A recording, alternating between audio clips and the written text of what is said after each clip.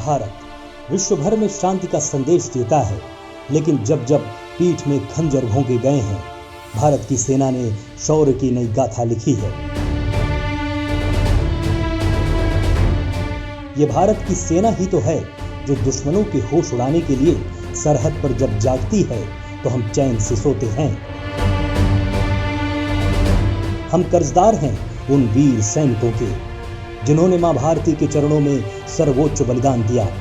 कुछ तिरंगा फहरा कर लौटे तो कुछ तिरंगे में लिपट कर। नमन है उन वीरों को।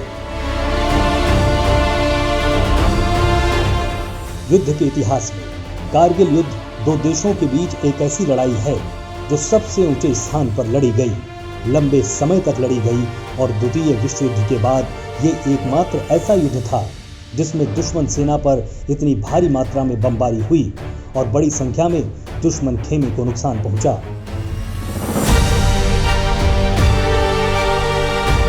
ये भारत पाकिस्तान रिश्तों का ये वो दौर था जब भारत अतीत के कड़वे अनुभवों को भूलकर पाकिस्तान के साथ मित्रता का एक नया अध्याय शुरू करना चाहता था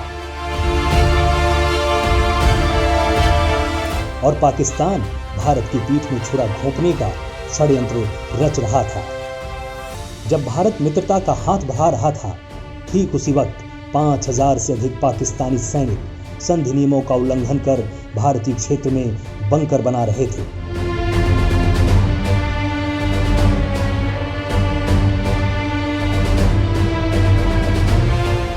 इरादा था लेह, लद्दाख और सियाचिन को जोड़ने वाले राष्ट्रीय राजमार्ग संख्या 1A पर कब्जा करना, जिससे भारत की सेना का आवागमन इस भाग से कट जाए और पाकिस्तान कश्मीर पर कब्जा कर सके।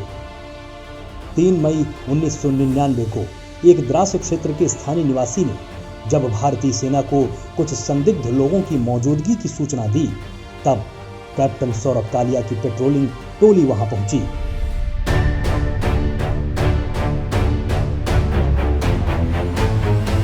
और उसके बाद जो हुआ उसका अंत कारगिल विजय दिवस रहा। घुसपैठियों के भेष में पाकिस्तानी सैनिक का उस असलहा, बारूद और बंकर्स के साथ पूरे क्षेत्र पर कब्जा था। कैप्टन सौरभ कालिया बंधक बना लिए गए थे और पाकिस्तान की तरफ से यह सबसे बड़ा विश्वासघात था। पाकिस्तान की सेना सौरभ कालिया के साथ बर्बरता की सारी हदें पार कर रही थी। भारत अब तक समझ चुका था कि यह पाकिस्तानी सेना द्वारा अघोषित युद्ध है। इसका मुंहतोड़ जवाब ही एकमात्र समाधान है। ऑपरेशन विजय के साथ भारतीय थल सेना का युद्ध ऑपरेशन शुरू हुआ। इस बीच भारतीय वायुसेना की एंट्री भी इस युद्ध में ऑपरेशन सफेद सागर के साथ हो चुकी थी। यह युद्ध लगभग 3 महीने तक चला। चुनौतियां बड़ी थीं। दुश्मन ऊंची चोटियों पर मजबूत स्थिति में था, लेकिन भारत के रणबांकुरों ने सभी चुनौतियों को शिरोधार्य किया। हर हर महादेव के साथ देश पर मर मिटने या मार डालने वाली शौर्य परंपरा का निर्वहन किया गया और पाकिस्तानी सेना पर टूट पड़े।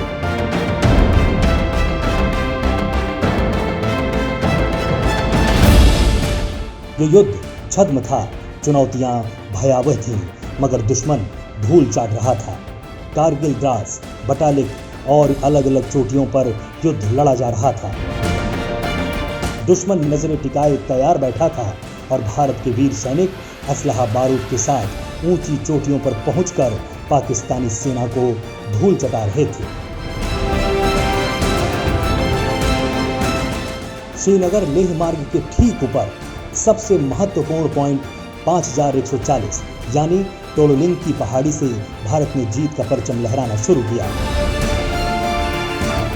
20 जून 1999 को सुबह 3:30 पर यह दिल मांगे मोर के घोष के साथ तिरंगा लहराया गया।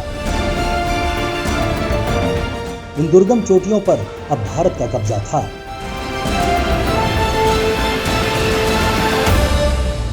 जीत का यह सिलसिला जब शुरू हुआ, तब पॉइंट 4875, टाइगर हिल, द्रास, बटालिक सभी चोटियों पर अब तिरंगा लहरा रहा था।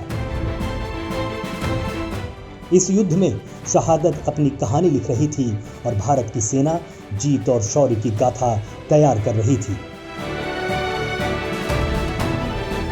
भारतीय रणबांकुरों ने पाकिस्तान की सेना को ऐसे खदेड़ा मानो शेर के डर से सियार मुंह छिपाकर भाग रहा हो। बड़ी संख्या में पाकिस्तान के सैनिक मारे गए।